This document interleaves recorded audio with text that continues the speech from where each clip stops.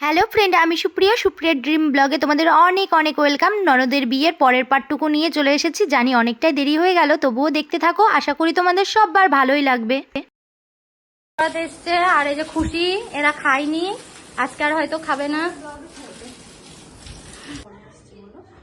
এইদিকে অর্পিতা চলে এসেছিল আর অর্পিতা আমাকে সাজাতে লেগে গেছে। আর ও এত সুন্দর সাজিয়েছে দুদিনই, আমি পুরো ফিদা হয়ে গেছি ওর উপরে। তো সাজানো কমপ্লিট হয়ে গেছিল, তখন ও আমার জুয়েলারিগুলো পরাচ্ছিল। কমপ্লিট হয়ে গেছে, এখন যাচ্ছি ওই বাড়িতে বিয়ের ওখানে। যেহেতু লগ্নটা অনেকটাই তাড়াতাড়ি, তাই জন্য এখন যাচ্ছি, বিয়েতে বসিয়ে দেবো। কাকিমা আমাকে ডেকে গেল। তারপর বোন আর আমি দৌড়তে দৌড়তে এসেছি, বোনকে পেছন দিয়ে ঢুকিয়ে দিয়েছি বাড়ির মধ্যে। আর এই দিক দিয়ে আমি আসলাম, এসে দেখছি বর ঢুকেও গেছে। তো বরকে কাকিমারাই বরণ করে তুলে নিল ঘরে। যেহেতু একদমই গোধূলি লগ্ন ছিল, সেই জন্য খুব হুটোপাটি করেই ওরা চলে এসেছিল। আর একটুও না বসিয়ে সুমন সোজাও কোলে করে নিয়ে একদম ছাদনাতলায় নিয়ে চলে গেছিল, আর নিয়ে যেয়ে বিয়েতে বসিয়ে দেওয়া হয়েছিল। 17ই নভেম্বর এত তাড়াতাড়ি লগ্ন ছিল, তোমরা তো সবাই জানোই। তো তাড়াতাড়ি করে বিয়ের এখানটায় এসেই কোনো রকমে বিয়ের পিঁড়িতে বসিয়ে দেওয়া হলো, যে লগ্নের মধ্যে বসে গেলে নাকি তারপরে আর অসুবিধা হয় না। একটা পুরোহিত কাকিমা ছিল, ওই কাকিমা বলছিল।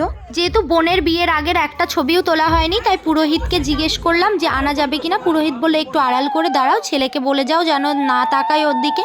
তো আমি বলে দিলাম। তারপর বোনকে নিয়ে এসে ওর সিঙ্গেল কিছু ছবি তোলা হলো।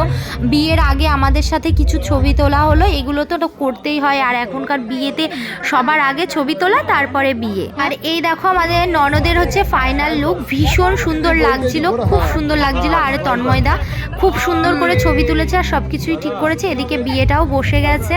তারপর কাকা এদিকে বস্ত্র বদলের নিয়মে যেগুলো ছিল আর কি, সেগুলো করে নিচ্ছিল। আর ছোটদি তারপরে বরণ করে নিল। তারপর ওকে ঘরে বসানো হলো। কাকিমা আগে বরণ করেছিল, তার পরেও নাকি আবার বরণ করতে হয়, সেই জন্য একবার বরণ করে নেওয়া হলো।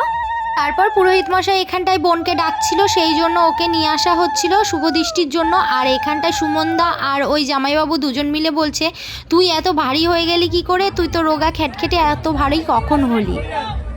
তারপর কি কি নিয়ম হলো সেগুলো তোমরা একটু দেখতে থাকো।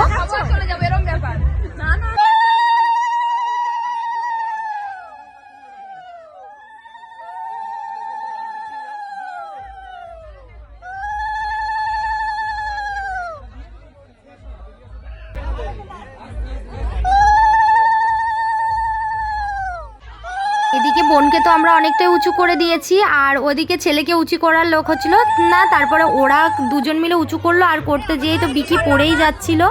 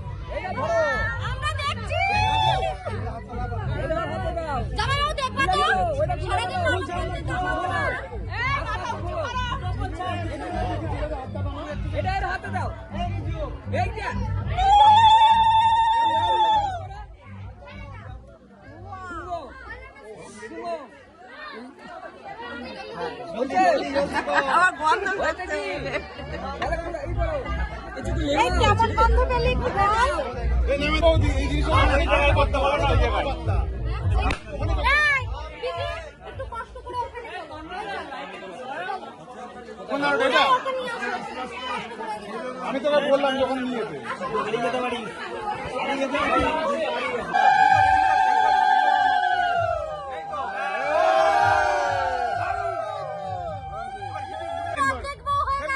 কত বছর সার্থক হলো? 5 বছর। চালিয়ে যা।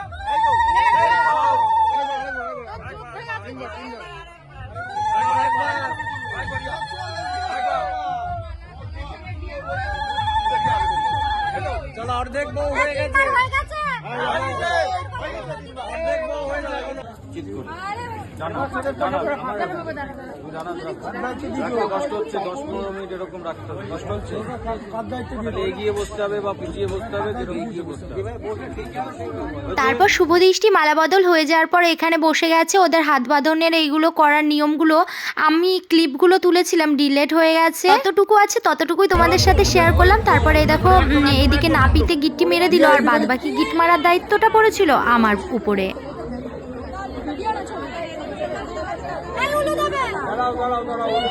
দাঁড়ান 1 মিনিট দাঁড়ান। বাধা শুরু করলে আমাকে বলবে, আমার মন্ত্র আছে, ধরে রাখবে, গিট ছাড়বে না, মন্ত্র শেষ না হওয়া পর্যন্ত। 3টে গিট। ও দিদি ওদেরকে সরিয়ে দাও, সরিয়ে দাও বন্ধু। ওম গুরু কালা পাবচ্চা জুবন্তা ধীরতি কমলা রুক্মিণী রেবতীকা রম্ভা মেনকা জয়কালে লোকবনিতা কৈত বিবাহ নমস্তে সৌভাগ্যং পুত্র লাভং সকল শুভকরং মঙ্গলং বদিশন্তু। ওম জগন্নাথ মহেন্দ্রস্য সাহা চৈব বিবাহ ওটা দিয়ে ভিডিওটা নিতে পারতিস না ভাই। ওটা দিয়ে না, ভালোটা দিয়ে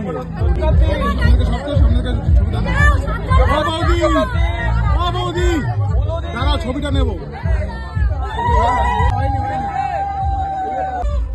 আমি 7 জনমের জন্য ওদেরকে গাঁটছড়া বেঁধে দিলাম। তারপরে এদিকে আমাদের আর একটা নিয়ম ছিল হাত ধোয়ানো, তাই রূপসা আর দিদি ভাইরা মিলে হাত ধোয়াতে লেগে গেছে আর বলছে এবার 5,000 টাকা দাও, তাহলে হাত ছাড়বো, না হলে ছাড়বো না। এগুলো আসলে ছোটোখাটো একটা মজা করার নিয়ম। পয়সা দাও, হাত ছাড়াও। পয়সা দাও, হাত ছাড়াও। দাও 5,000 টাকা দাও, তারপর হাত ছাড়াও। জোরাজোরি করলে হবে না। বিকিকে বড় করে মিষ্টি খাও, ওইটুকু মিষ্টি খাও। আর কে খাবে মিষ্টি? কি উঠেছে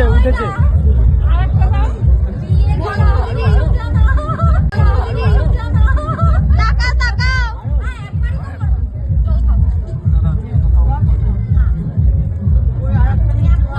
এত বড়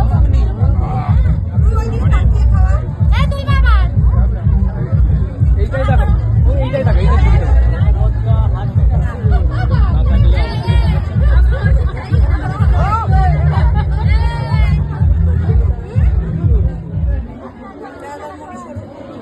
পুরোটা ঢোকা।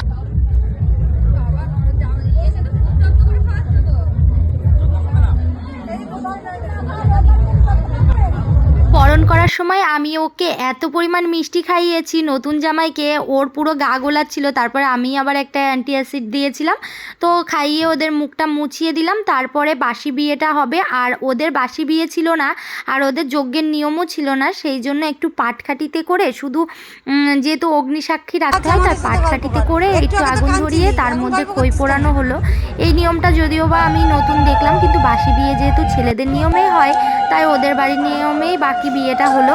5 বছরের ভালোবাসা আজকে পূর্ণতা পেল, সিঁদুরদানের মাধ্যমে ওদের বিয়ে সম্পন্ন হলো। আর সত্যি এটা খুব আনন্দের একটা মুহূর্ত ছিল, আর বোনের মুখের হাসিটা আজকে দেখার মতো একটা হাসি ছিল, খুব ভালো লেগেছে। আর তারপরে লজ্জাবস্ত্রটা দিয়ে দিলাম, আমি এইটুকু পরে ভিডিও করার জন্যই করেছিলাম। যেহেতু মাকে বিয়ের নিয়ম দেখতে নেই, সেজন্য কাকিমা এতক্ষণ পর্যন্ত এসেছিল না, এই পরে এসে কাকিমা ওদেরকে আশীর্বাদ করলো। আর এখন কান্নাকাটি শুরু হয়ে গেছে, সবাই কান্নাকাটি করছিল, আর আমি এক একটা হাসির কথা বলে ওদেরকে হাসানোর চেষ্টা করছিলাম, যতটা আর কি হাসানো যায়। দাদাভাই আশীর্বাদ করে নিল, আমার হাজব্যান্ড আশীর্বাদ করে নিল। তারপর এক এক করে সবাই আশীর্বাদ করার পরে আমি একটু ঘুরে বেড়াচ্ছিলাম, যেহেতু একটুও প্যান্ডেলের মধ্যে ঘুরিয়ে নিই, তাই একটু পকোড়া খেলাম, একটু আনন্দ করে ঘুরছিলাম, আর সবাই বলছিল আমাকে খুব সুন্দর লাগছে। তারপরে এদিকে একটু ঘুরতে থাকলাম। তারপরে কাকিমা বলছে অনেকক্ষণ হয়ে গেছে, সিঁদুরদানও হয়ে গেছে, এবার ওদেরকে ঘরে তুলে দাও, তারপরে ওরা একটু ফটোশ্যুট করবে, কি করবে করুক। তাই জন্য ওদেরকে বরণডালা সমেত ওদেরকে ঘরে তুলতে লাগলাম। আর যেহেতু 5 জন এও লাগে, আমরা 4 জন হচ্ছিলাম, আবার পিসিকে ডেকে নিলাম, ডেকে নিয়ে সবাই মিলে ঘরে তুলে নিলাম ওদেরকে। আমি না এই প্রথমবার কোনো বিয়ের নিয়ম এত সুন্দর করে পালন করলাম, তো আমার খুব ভালো লেগেছে নিয়মগুলো করতে। এখানে 7 পা ঘুরিয়ে দেওয়া হলো, ঘুরিয়ে তারপর ওদেরকে একবারে ঘরে তুলে নেওয়া হলো। সবাই বলছে, কেউ বলছে 6 পাক হলো, কেউ বললো 5 পাক হলো, অনেক রকম হাসাহাসি করতে করতে এই যে জীবনের 7টা হয়ে গেল। তারপরে আমরা সবাই মিলে ওদেরকে ঘরের জন্য খুব সুন্দর একটা দিন। আমার বিয়ে হয়েছে প্রায় 9 বছর হয়ে গেল, এখনো কারোর বিয়ে দেখলেই সুন্দর স্মৃতিগুলো আমার মাথার মধ্যে এসে ঘুরপাক খায়, তখন এত ভালো লাগে, ভীষণই ভালো লাগে জানো তো। এই যে 7 পাক সিঁদুর দান, এর মধ্যে কত ভালোবাসা, কত দায়িত্ব, অনেক কিছুই বেড়ে যায়, আজকে থেকে অনেক কিছুই বেশি হয়ে গেল। তো 7 পাক হয়ে যাওয়ার পরে ঘরে তুলে দেওয়া হলো ওদেরকে। এদিকে এসে দেখছি আমাদের রূপসা রানী দরজা আটকে বসে আছে, বলছে টাকা দাও তারপর দরজা খোলো।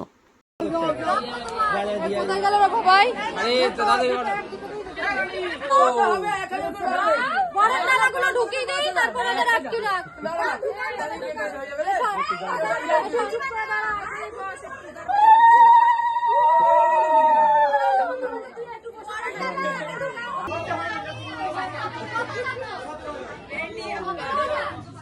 বেশি হয়ে গেছে।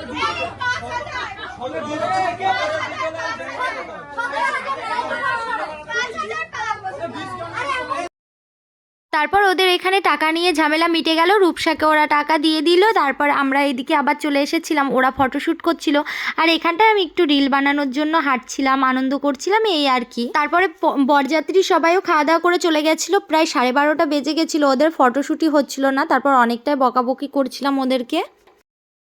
এদিকে এসে দেখছি সোনালি ওরা সবাই ভিডিও করছে। তারপর বড় কাকা আমাকে বললো, বৌমা তুমি তো আমার সাথে ভিডিও করলে না, তাই বড় কাকাকে নিয়েও একটু ভিডিও করে নিলাম। আর এখানে কাকিমারা ছিল, এখানে গল্প করছিল, আমার ব্লগ দেখে সেই গল্প, তা ওদের সাথেও একটু ভিডিও করে নিলাম। ফলপত্র লাগিয়েছিলাম, 40 টাকা দিয়ে চারা কিনে এনে। কত দিয়ে এনেছিলে? 30 টাকা দিয়ে। তুমি ওখান থেকে নিচে পড়ো, তারপর বলছি। তারপরে ওদের কাপলস ফটো তোলা হয়ে যাওয়ার পর অনেক বকাবকি করে যে তাড়াতাড়ি চলো, এখন তো ফটো ছেড়ে বোন যাবেই না। তারপর অনেক বুঝিয়ে চলো আগে খেয়ে আসি তারপর ফটো তুলবো, তাই বলে চলে গেছিলাম। তারপরে খাওয়ার ওখানে যেয়ে খাওয়া দাওয়া শুরু করে দিলাম। বোনের বিয়ের মেনুতে ছিল মিনারেল ওয়াটার, স্যালাড, সস, ছিল মটরশুঁটির কচুরি, ডাল মাখানি, ছিল সাদা ভাত, মাছের মাথা দিয়ে মুগ ডাল, কাতলা মাছের কালিয়া, ফ্রাই রাইস, আর ছিল মাটন কষা, আর ছিল মধুমালঞ্চ মিষ্টি, চাটনি, পাঁপড় আর রসগোল্লা। ভীষণ সুন্দর খেয়েছি, ওরা দুজনকে খাইয়ে দিল। খুব আনন্দ করতে করতে খেয়েছি, কিন্তু অনেকটাই রাত হয়ে গেছিলো বলে ঠিকঠাক খাওয়াও যায়নি। তারপর ওদের দুজনকে বলছিলাম তোরা দুজনকে একটু খাইয়ে দে, সেগুলোর আমি ভিডিও করি। তো ওরা ওদের দুজনকে খাইয়ে দিচ্ছিল, সেগুলো আমি আবার ভিডিও করে ক্যামেরাবন্দি করছিলাম। তারপরে বললাম অনেক রাত হয়ে গেছে, এবার তোরাও শুয়ে পড়, আমরাও শুয়ে পড়ি। তাই বলে বাড়ি চলে আসলাম। প্রায় আস্তে আস্তে 4:30 মতো বেজে গেছিলো সমস্ত কিছু গুছিয়ে গাছিয়ে বাড়ি আসতে। তারপর বাড়িতে এসে সাজুগুজুটা খুলে নিলাম। আর তোমাদের কেমন লাগলো ব্লগটা কমেন্ট করে জানিও। বিয়ে বাড়ির পর্ব মিটলো, এখন জামা কাপড় খোলো। এত সুন্দর মেকআপটা তুলতে খুব গায়ে লাগছে।